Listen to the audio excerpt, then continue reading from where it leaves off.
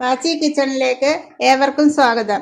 ഇന്ന് ഞാനിവിടെ ഉണ്ടാക്കാൻ പോകുന്നത് അവിൽ മിൽക്കാണ്. അതിനാവശ്യമായ സാധനങ്ങൾ 3-4 പാളയംതോടൻ പഴം, നല്ല പഴുത്ത പഴമായിരിക്കണം, കപ്പലണ്ടി, അവില്, മധുരത്തിന് ആവശ്യമായ പഞ്ചസാര, നല്ല ചിൽഡായിട്ടുള്ള മിൽക്ക്. പാളയംതോടൻ പഴം ഇതുപോലെ നല്ലതുപോലെ ഒന്ന് ഇടിച്ച് ഇതിനാവശ്യമായ പഞ്ചസാരയും ഇട്ട് മിക്സ് ചെയ്യണം. മിക്സ് ചെയ്തതിന് ശേഷം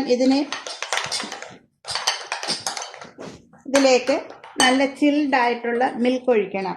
മിൽക്ക് കുറച്ചും ഐസായിട്ടുള്ള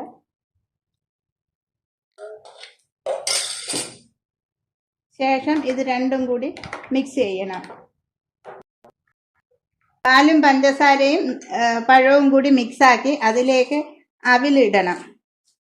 കുറച്ച് അവില് വിട്ട് മിക്സ് ചെയ്ത് ഇനി ഇത് സെർവ് ചെയ്യുന്ന ഒരു ഗ്ലാസ്സിലേക്ക് മാറ്റാം.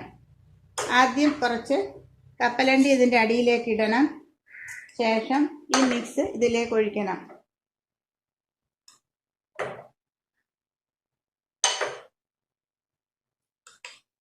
വീണ്ടും നമ്മൾ കുറച്ച് കപ്പലണ്ടി ഇട്ട് വീണ്ടും ഈ മിക്സ് ഇതിലേക്ക് ഇടണം.